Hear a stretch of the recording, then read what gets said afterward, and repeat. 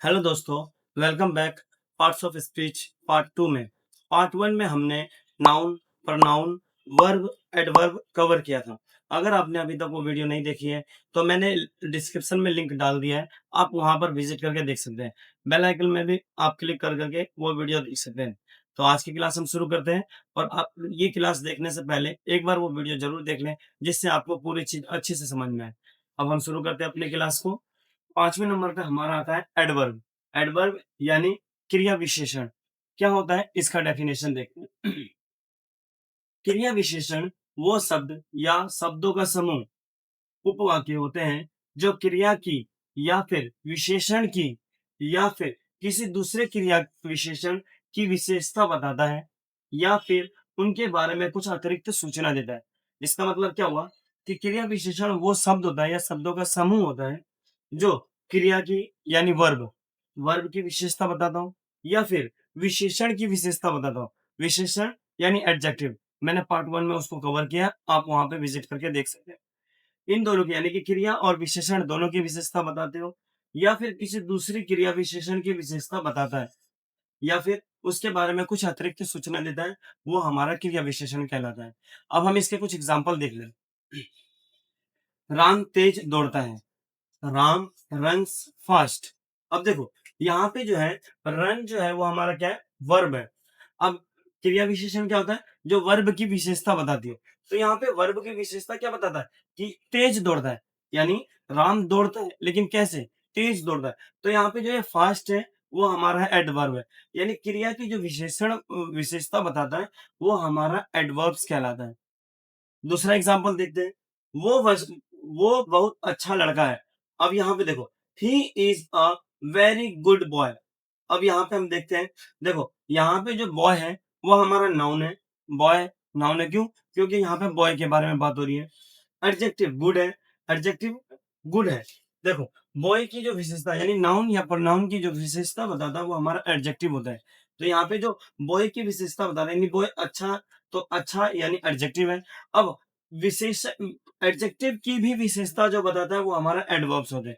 यहाँ पे मैंने बताया था कि फिर विशेषण की यानी एडजेक्टिव की विशेषता बताता हूँ, वर्ब वर्ब और विशेषण दोनों। तो यहाँ पहले वाले एग्जांपल में हमारा वर्ब की विशेषता बता रहा है, दूसरे वाले एग्जांपल में हमारा विशेषण की विशेषता बता रहा है।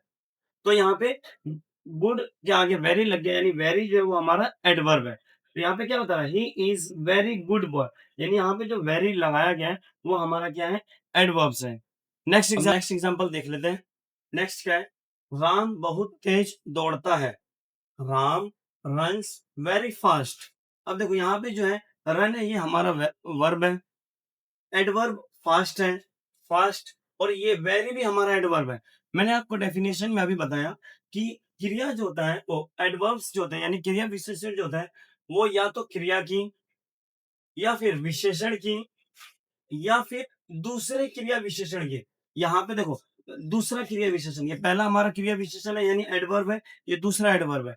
तो दूसरा एडवर्ब की जो विशेषता बताती हो वो हमारा क्या कहलाता है, एडवर्ब कहलाता है। तो यहाँ पे ये दोनों ही यानी फास्ट और वेरी वेरी, ये दोनों ही हमारा क्या है, एडवर्ब है। अभी अभी मैंने आपको बताया ना दूसरे क्रिया विशेषण की, यानी पहला दूसरा क्रिया के विशेषण यानी कि फास्ट का भी विशेषता बता रहा है, यानी तेज दौड़ता है बहुत, यानी तेज की भी जो विशेषता बता रही है यहाँ पे बहुत, वो हमारा क्या होता है, एडवर्ब्स होता है। क्लियर यहाँ तक? नेक्स्ट है हमारा प्रेपोजिशन, यानी संबंध सूचक अव्यय या पूर्व सर्ग। पूर्व सर्ग वो शब्द या शब्दों का समूह है जो किसी संज्ञा या सर्वनाम और वाक्य के दूसरे भाग के बीच संबंध को दर्शाता है। आमतौर पर इसे किसी संज्ञा या सर्वनाम से पहले स्थित किया जाता है। Preposition is the word or group of words that is generally placed before a noun or pronoun to express its relation with other parts of sentence। यानी प्रीपोजिशन वो वर्ड या ग्रुप ऑफ वर्ड्स हैं जो noun और pronoun से पहले ही लगाया जाता है, किस लिए, express it's relation with other parts, यानी कि सेंटेंस के अदर पार्ट्स को और नाउन प्रोनाउन के बीच में रिलेशन के लिए हम प्रेपोजिशन का यूज करते हैं। एग्जाम्पल इसमें क्या क्या है, in, into, onto, up to, for, with, with in, without, at, through, etcetera. बहुत सारे प्रीपोजिशंस हैं। उन सभी प्रीपोजिशन को हम बड़े ही बारीकी से प्रीपोजिशन के डिटेल क्लास में समझेंगे। नेक्स्ट है हमारा कंजक्शन यानी संयोजक। देखो नाम से ही इसका पता चल रहा है, लेकिन हम डेफिनेशन में पहले देख लेते हैं। यह दो शब्दों या वाक्यों को जोड़ देते हैं, इससे वाक्य छोटा हो जाता है बिना अर्थ बदले। यानी ये जो है दो शब्दों या दो वाक्यों को जोड़ देता है, और जिससे क्या होता है कि सेंटेंस छोटा हो जाता है, लेकिन उसकी जो मीनिंग्स होती है वो सेम रहता है, बदलता नहीं है।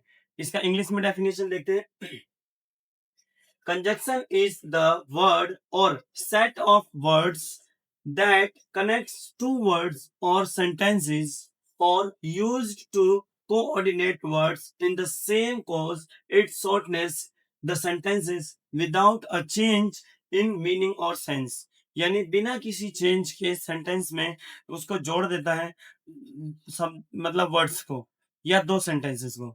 एग्जाम्पल के तौर पे हम देखते हैं, हमारे पास यहाँ पे दो एग्जाम्पल है। अमित इज योर फ्रेंड और अमन इज योर फ्रेंड। यहाँ पे दोनों दोस्त हैं, तो इसको हम कैसे लिख सकते हैं? Amit and Aman are your friend. यानी अमित और अमन जो है दोनों तुम्हारे दोस्त है, तो हम इस दोनों को मिला करके यहाँ पे जो मैंने एंड का यूज किया, एंड ये हमारा क्या है? कंजक्शन है। दूसरा देखो, Amit as well as Aman is your friends. यहाँ पे मैंने एज वेल एज का यूज किया। देखने वाली चीज ये है, ध्यान देने वाली चीज ये है कि यहाँ पे अमित एंड अमन है, तो मैंने आर यूज किया है, और अमित एज वेल एज अमन है, तो मैंने यहाँ पे इज यूज किया है। तो यहाँ पे एंड को आर और इज किस लिए यूज किया है मैंने दोनों में अलग अलग, ये हम जब कंजक्शन को हम डिटेल में समझेंगे आने वाले वीडियो में, उसमें मैं इसको कवर करूंगा। फिलहाल के लिए यहाँ तक आपको समझ में आ रहा है? अगर समझ में आ रहा है तो लाइक करें, शेयर करें और सब्सक्राइब करें। नेक्स्ट अब देख नेक्स्ट है हमारा इंटरजेक्शंस यानी विस्मयादि बोधक। Interjections are used to express sudden feeling और emotions that originate due to sudden joy, grief, surprise, approval, etcetera. Such words और phrases are followed by an exclamation mark, line और डॉट वाले। यानी इंटरजेक्शन जो होता है वो हमारे सडन फीलिंग के लिए, इमोशंस के लिए, इन सबको एक्सप्रेस करने के लिए वो यूज करा जाता है। एग्जाम्पल के तौर पर देखो, देखते हैं हम एक्सप्रेशंस ऑफ जॉय, यानी खुशी टाइम पे हम अपना एक्सप्रेशंस कैसे एक्सप्रेस करते हैं वो ध्यान देते हैं। Hurray, great, wow, thanks a lot, etcetera. यानी कि खुशी का पल में हम कौन कौन से वर्ड यूज करते हैं, ये सब वर्ड जो होता है हमारा यूज करा जाता है। Grief, expressions of grief. Grief मतलब क्या हो गया? सैड, दुख जब हम रहते हैं तब हम कैसा करते हैं? तो देखो, alas, oh my God, so sorry, what a tragedy, how tragic. यानी हम जब होते हैं तो हम एक्सप्रेस ग्रीफ का यूज करते हैं जब हम सैड रहते हैं। एक्सप्रेस ऑफ सरप्राइज, जब हमें सरप्राइज मिल जाता है तब हम कौन कौन से वर्ड यूज करते हैं? What, ah, oh my God, my goodness, amazing, fantastic, wow, is it, etcetera. तो ये सब वर्ड्स जो होते हैं ये हमारे इंटरजेक्शंस कहलाते हैं।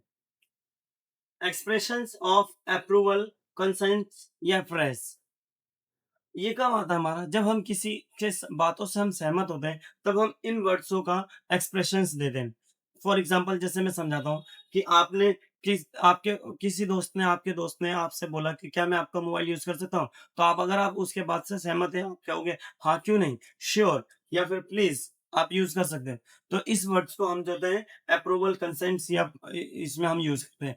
देखते हैं और कौन कौन से वर्ड्स है इसमें। Bravo, please, certainly, true, well done, sure, etcetera जो होता है ये हमारा एक्सप्रेशंस ऑफ अप्रूवल में आता है। एक्सप्रेशंस ऑफ मिस्टेक्स, अब देखो मिस्टेक में हमारा क्या क्या आता है? ओह, ओफ्स, माय गॉड, नो, शिट। ये वर्ड हम कब कब यूज करते हैं? जब कोई मिस्टेक हो जाती है तब। तो दोस्तों ये थे इंग्लिश के 8 पार्ट्स ऑफ स्पीच। अगर वीडियो हेल्पफुल लगी हो तो लाइक करें, शेयर करें और मुझे कमेंट में बताएं कि सबसे हेल्पफुल और सबसे बेस्ट पार्ट आपको कौन सा लगा। मिलते हैं नेक्स्ट वीडियो में नेक्स्ट टॉपिक के साथ। तब तक के लिए हंसते रहो, मुस्कुराते रहो